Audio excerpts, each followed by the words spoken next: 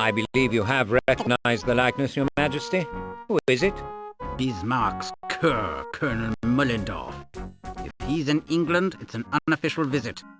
I left him in Berlin without a beard, incidentally.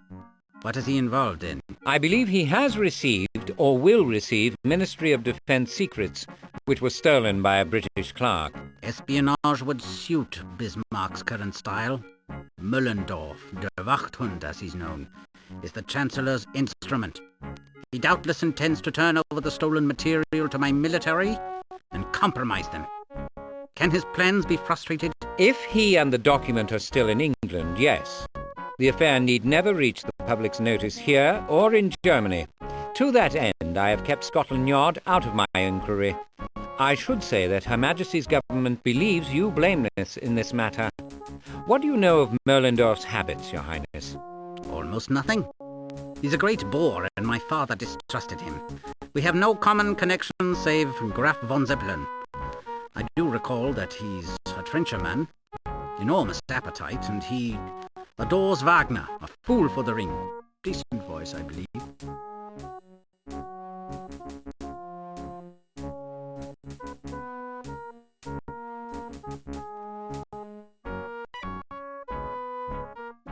Why would he act contrary to your interests?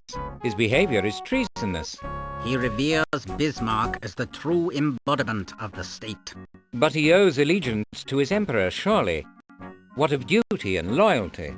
Attributes of national character may turn to vices in some men, Mr. Holmes. British imperturbability may become callousness.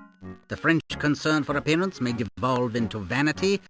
Obedience is a Prussian virtue, but slavish compliance to false authority is its vice. Thank you, Your Highness. He does not lack for courage, Mr. Holmes. Do not underestimate him. If you confront him, he will not slink away. We must take our leave, Your Highness. Any parting advice? I counsel great caution. While serving as a provincial official, Mullendorf was several times charged with reckless and violent behavior, but he was not once convicted. Witnesses for the prosecution always seem to disappear before trial. Keinen Zeugen, keinen Probe. No witnesses, no proof. He is a dangerous and unpredictable adversary. Take no chances. Thank you for your concern. And I can offer a morsel which may confer an advantage if you confront him. Mention Baron Busshold Svoboda. It was he who laid open Mullendorf's face in an unlawful duel. Not 5 men know both participants. Mullendorf knows that I am one of them. He will be mortified, if not chastened, to learn that you come from me. Busshold Svoboda's name will serve you better than my imperial seal. I'll remember the name, Your Highness. Thank you.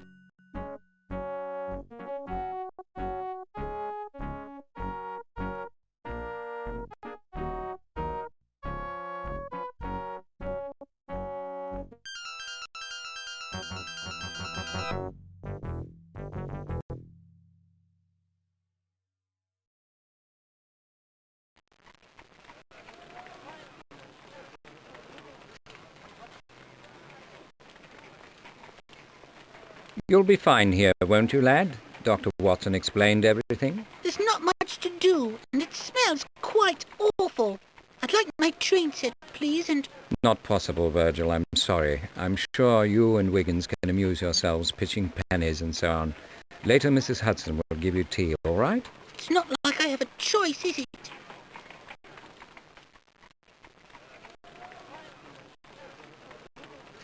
I have information about our quarry, Wiggins.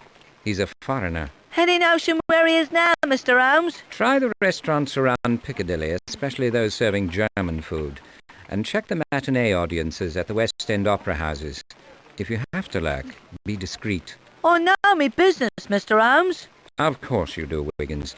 There's a guinea for you when I find him. Polish up the brass. It's as good as mine.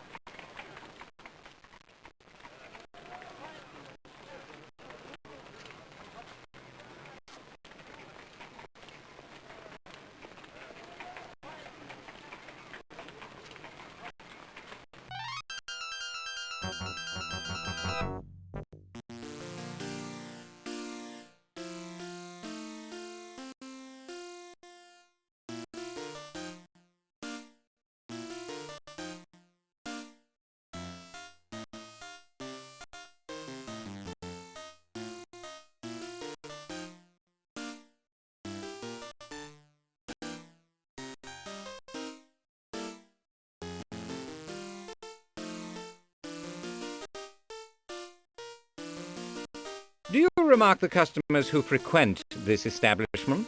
Huh? What? I once saw Wellington box the ears of George the Fourth when he was Prince Regent.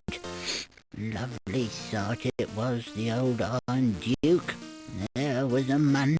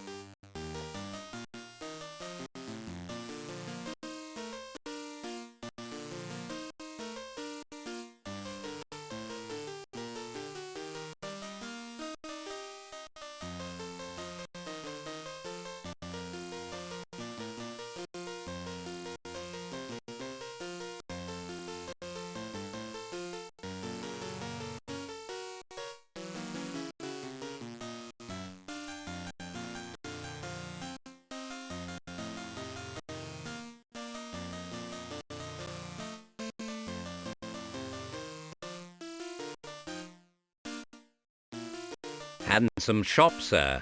Is it yours? George O'Keefe at your service, gentlemen. I have the privilege of managing the enterprise for Mr. Tompkins, our principal. I'm looking for something special. Might we browse? Certainly. Our original creations are designed for London's most discriminating clientele.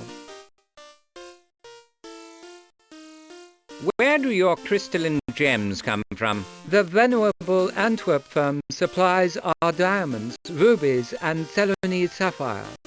You know the provenance of every stone? Absolutely. The Messrs. de Brise are signatories of the IDB Act. What are the most economical buys in the shop? Economy is a state of mind, sir. Don't think of the price. Think of the investment. Think of the pleasure derived from your purchase. It would be difficult not to think of my empty pocketbook.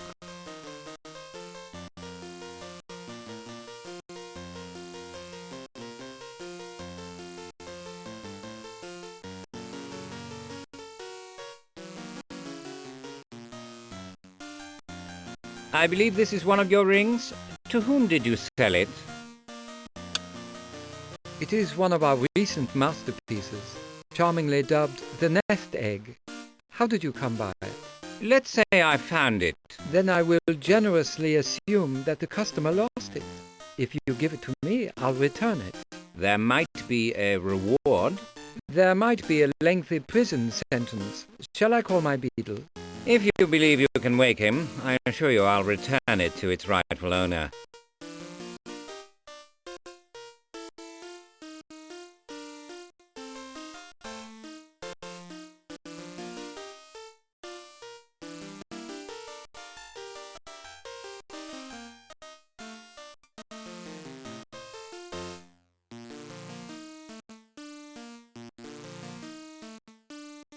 Might I see the platinum ring with the cabochon cut stone?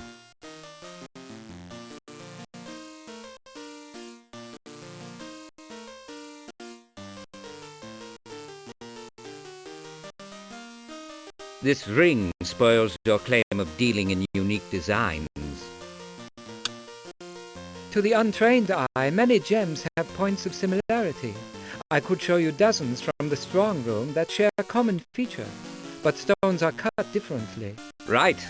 Unique design is a fiddle. Granted, you don't sell the same ring twice. By this criterion, each design is unique. It's a sham. That is a slanderous allegation, sir. If you wish to avoid litigation, I recommend that you not share it. Never mind. I'm not interested in your advertising claims. I'm interested in your jewellery.